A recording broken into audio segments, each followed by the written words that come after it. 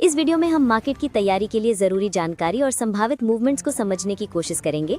ये पूरी तरह से इंडियन स्टॉक मार्केट के लिए एक प्री मार्केट प्रिडिक्शन वीडियो होगी। इसमें हम देखेंगे कि यूएस और ग्लोबल मार्केट का प्रदर्शन कैसा रहा, हमारी इंडियन कंपनीज के एडीआर स्टॉक्स का प्रदर्शन कैसा रहा, कमोडिटी मार्केट, निफ्टी और बैंक निफ्टी का टेक्निकल एनालिसिस, साथ ही कल बाजार बंद होने के बाद आई महत्वपूर्ण खबरें और जिन स्टॉक्स में एक्शन देखने को मिल सकता है उन सब का फटाफट अपडेट भी इस वीडियो में मिलेगा। तो तैयार हो जाइए सुबह 7 बजे की इस खास वीडियो के लिए जो आपकी मार्केट की तैयारी को और भी मजबूत बनाएगी। और हाँ, इस वीडियो पर अपनी राय जरूर दें ताकि हम इसे और बेहतर बना सकें। आज है 3 दिसंबर 2025 दिन बुधवार। आइए जानते हैं आज भारतीय बाजार की दिशा कैसी रह सकती है। कल बाजार बंद होने के बाद किन स्टॉक को लेकर बड़ी खबरें आई हैं जिन पर निवेशकों को नजर रखनी चाहिए।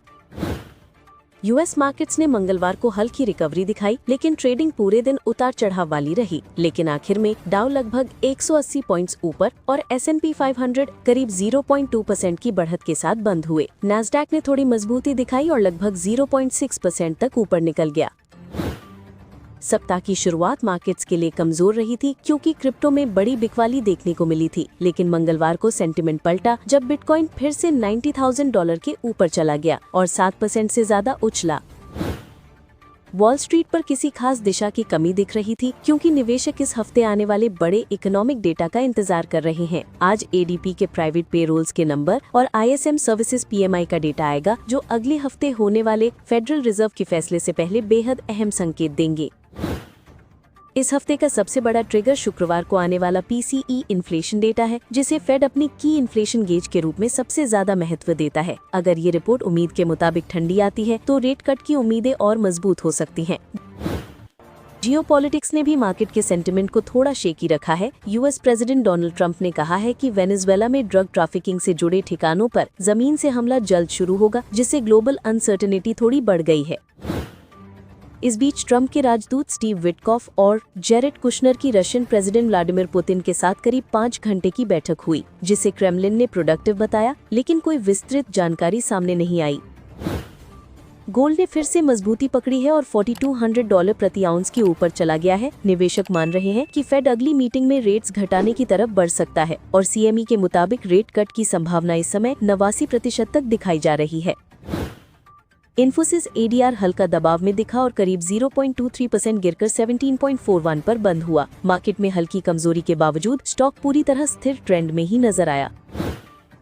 विप्रो ADR में भी हल्की तेजी रही और स्टॉक लगभग 0.74% ऊपर बढ़कर 2.740 पर बंद हुआ। IT सेक्टर में ब्रॉडली मिक्स्ड क्यूज के बीच ये स्टेडी परफॉर्मेंस रहा। ICICI बैंक ADR में बिल्कुल मामूली बढ़त दिखी और ये लगभग 0.05% चढ़कर 30.60 पर बंद हुआ। बैंकिंग स्पेस में सेंटिमेंट न्यूट्रल रहा, लेकिन स्टॉक ने सकारात्मक क्लोजिंग बनाए रखी।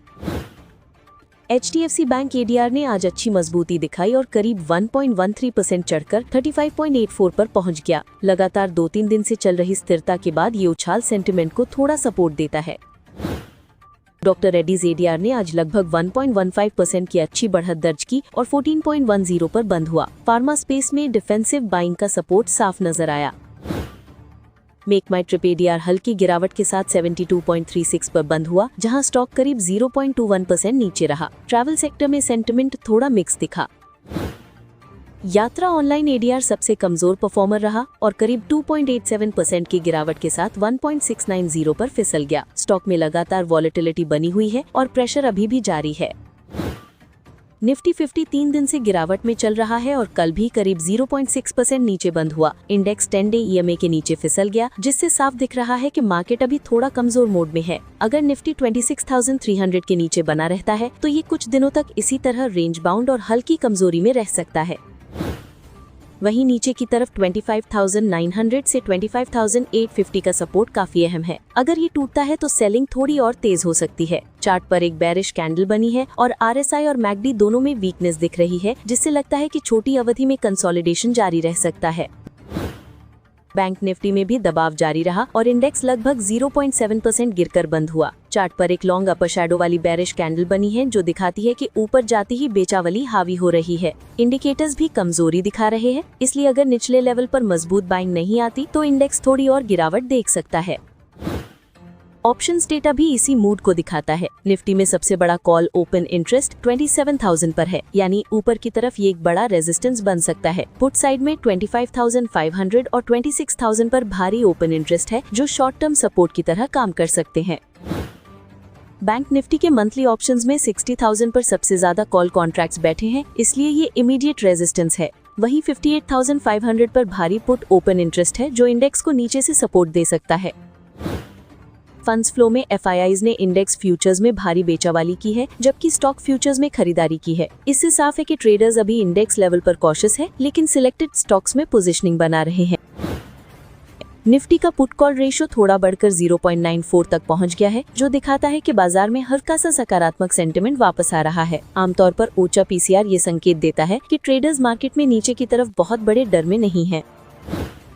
इंडिया विक्स 3% से ज्यादा गिरकर 11.23 पर आ गया है, जो बताता है कि मार्केट में पैनिक नहीं है और वॉलेटिलिटी काफी कंट्रोल में है। लो विक्स आमतौर पर बुल्स के लिए आरामदायक माहौल दिखाता है। गिफ्ट निफ्टी अभी करीब 26,190 रुपीज के स्तर पर ट्रेड कर रहा है। ये संकेत देता है कि भारत का शेयर मार्केट आज के ग्लोबल क्यूज और डोमेस्टिक सेंटिमेंट के बीच कुछ स्थिर शुरुआत की उम्मीद दे रहा है। MCX पर कल कमोडिटी मार्केट का टोन कुल मिलाकर शांत रहा, यानी ज्यादा उतार चढ़ाव नहीं दिखा। ये संकेत देता है कि इन्वेस्टर्स फिलहाल पैनिक में नहीं है और कीमतों में कोई अचानक बड़ा गिरावट उछाल देखने की संभावना नहीं है। गोल्ड थोड़ी मजबूती के साथ चल रहा है, जो दिखाता है कि ग्लोबल अनसर्टेनिटी के बीच निवेशक सुरक्षित एसेट्स में पैसा डाल रहे हैं। सिल्वर भी आज सीमित दायरे में लेकिन सकारात्मक रुझान के साथ ट्रेड कर रही है। क्रूड ऑयल ग्लोबल मार्केट में इस समय लगभग 58 से $59 प्रति बैरल पर टिके रहने की कोशिश कर रहा है। ये लेवल भारत के लिए काफी महत्वपूर्ण है, क्योंकि कच्चा तेल हमारी इंपोर्ट बिल का बड़ा हिस्सा है। विदेशी निवेशक यानी एफआईआईज ने कल मिली जुली गतिविधि दिखाई। उन्होंने लगभग 11,640 करोड़ रुपए की खरीदारी तो की, लेकिन इसके मुकाबले करीब 15,283 करोड़ रुपए की बिकवाली कर दी। इसी वजह से उनका नेट आंकड़ा करीब 3,642 करोड़ रुपए की शुद्ध बिकवाली में रहा। घरेलू निवेशक यानी DIIs कल बाजार को सपोर्ट देते दिखे। उन्होंने लगभग 14,581 करोड़ रुपए की खरीदारी की और 9,935 करोड़ रुपए की बिकवाली की। इसलिए उनका नेट नतीजा करीब 4,646 करोड़ रुपए की शुद्ध खरीदारी के रूप में सामने आया, जो बाजार की गिरावट को संतुलित करने में मदद करता है। कल कई कंपनियों से अहम अपडेट निकल कर आए हैं और इन खबरों का असर आज के ट्रेडिंग सेशन में इन स्टॉक्स पर देखने को मिल सकता है। इसलिए अगर आप इन शेयरों को ट्रैक करते हैं तो इन पर नजर रखना जरूरी है। IRFC ने 3 साल बाद वापस एक्सटर्नल कमर्शियल बोरोइंग मार्केट में कदम रखा है और सुमितोमो मित्सुई बैंकिंग कॉर्पोरेशन के साथ करीब $300 मिलियन के बराबर येन लोन का अग्रीमेंट साइन किया है। 5 साल की इस फंडिंग से कंपनी की अंतर्राष्ट्रीय बोरोइंग क्षमता मजबूत होती दिख रही है, जिससे इसके फंडिंग कॉस्ट पर पॉजिटिव असर आ सकता है। मोतीलाल ओसवाल फाइनेंशियल सर्विसेज ने 300 करोड़ रुपए तक की NCD जारी करने का फैसला लिया है, जिन्हें NSE पर लिस्ट किया जाएगा। ये फंडिंग कंपनी को अपनी लेंडिंग और अन्य फाइनेंशियल ऑपरेशंस बढ़ाने में मदद कर सकती है, जिससे स्टॉक में आज सेंटिमेंट हल्का पॉजिटिव रह सकता है। कैनरा बैंक ने 3,500 करोड़ रुपए के 81 बॉन्ड्स सफलतापूर्वक जुटा लिए हैं, जो पूरी तरह सब्सक्राइब हुए। मजबूत डिमांड दिखाती है कि मार्केट बैंक की बैलेंस शीट और कैपिटल पोजीशन पर भरोसा कर रहा है, इसलिए स्टॉक पर आज थोड़ी स्थिरता और हल्की मजबूती देखने को मिल सकती है। बंसल वायर इंडस्ट्रीज को 202.77 करोड़ रुपए की GST डिमांड का शो कॉज नोटिस मिला है, जिसमें टैक्स, इंटरेस्ट और पेनल्टी शामिल है। ऐसे नोटिस आमतौर पर स्टॉक के लिए नेगेटिव सेंटिमेंट पैदा करते हैं, इसलिए आज ट्रेडिंग में इस पर दबाव देख सकता है। इंडीग्रिड ने गदक ट्रांसमिशन लिमिटेड को लगभग 372 करोड़ रुपए में खरीदने का अग्रीमेंट साइन कर दिया है। ये प्रोजेक्ट कर्नाटक के बड़े सोलर जोन से बिजली ट्रांसमिट करता है, इसलिए ये अधिग्रहण कंपनी के ग्रिड एसेट पोर्टफोलियो को और मजबूत करेगा। आज स्टॉक में हल्का पॉजिटिव मूव देखने को मिल सकता है।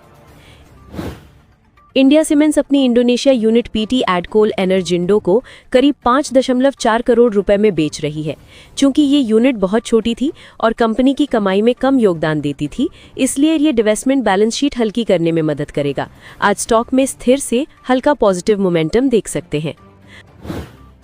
RPP इंफ्रा प्रोजेक्ट्स को तमिलनाडु में लगभग 26 करोड़ रुपए की नई रोड वाइडनिंग का कॉन्ट्रैक्ट मिला है। छोटी साइज का प्रोजेक्ट है, लेकिन लगातार नए ऑर्डर्स आने से कंपनी का ऑर्डर बुक मजबूत रहती है, इसलिए स्टॉक पर हल्का पॉजिटिव असर संभव है। केपीआई ग्रीन एनर्जी को गुजरात स्टेट इलेक्ट्रिसिटी कॉर्पोरेशन से करीब 489 करोड़ रुपए की फ्लोटिंग सोलर प्रोजेक्ट की ईपीसी बड़ी ऑर्डर मिली है। इस तरह के बड़े प्रोजेक्ट आमतौर पर कंपनी के स्टॉक में मजबूत सेंटिमेंट लाते हैं, इसलिए आज इसके शेयर पर अच्छा मूव दिख सकता है। हिंदुस्तान कॉपर और एनटीपीसी माइनिंग ने कॉपर और क्रिटिकल मिनरल्स की जॉइंट डेवलपमेंट के लिए एमओयू किया है, जिससे दोनों कंपनियों को फ्यूचर माइनिंग प्रोजेक्ट्स में अतिरिक्त मौके मिलेंगे। ये सहयोग हिंदुस्तान कॉपर के लिए स्ट्रेटेजिक तौर पर काफी मजबूत है, इसलिए स्टॉक में आज पॉजिटिव प्रतिक्रिया दिख सकती है। सीएट का बोर्ड 5 दिसंबर को बॉन्ड्स के जरिए फंड जुटाने पर विचार करेगा। फंड राइजिंग से कैपेक्स और ऑपरेशंस में सुधार की उम्मीद रहती है, इसलिए स्टॉक में हल्की चाल देखी जा सकती है। गुजरात स्टेट पेट्रोनेट में लोकेश अग्रवाल को नया सीएफओ नियुक्त किया गया है। मैनेजमेंट चेंज कई बार मार्केट में स्थिरता या पॉजिटिव सेंटिमेंट लाते हैं, इसलिए स्टॉक में छोटी मोटी हलचल संभव है। बेस्ट एग्रो लाइफ लिमिटेड 3.5 दिसंबर को बोर्ड मीटिंग में स्टॉक स्प्लिट और बोनस इशू पर विचार करेगी। ऐसी घोषणाएं आमतौर पर स्टॉक के लिए बहुत पॉजिटिव मानी जाती हैं, क्योंकि इससे शेयर की लिक्विडिटी बढ़ जाती है, इसलिए आज इसमें बढ़त दिखने की संभावना ज्यादा है। ऑटो सेक्टर दबाव के बीच भी मजबूत दिख रहा है और अमित सेठ ने मारुति सुजुकी में खरीद की सलाह दी है, जिसमें 16,500 का टारगेट और 16,100 का स्टॉप लॉस बताया गया है। स्टॉक कल 16,240 के करीब बंद हुआ था।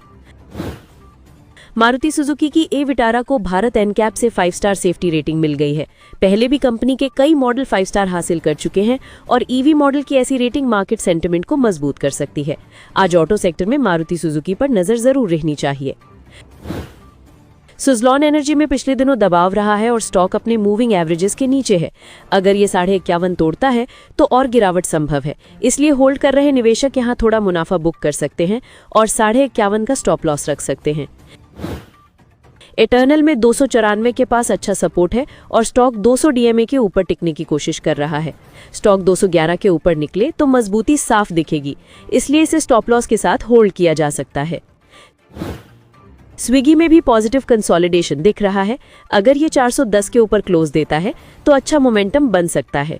फिलहाल 385 का स्टॉप लॉस रखकर इसे होल्ड करने की सलाह दी गई है।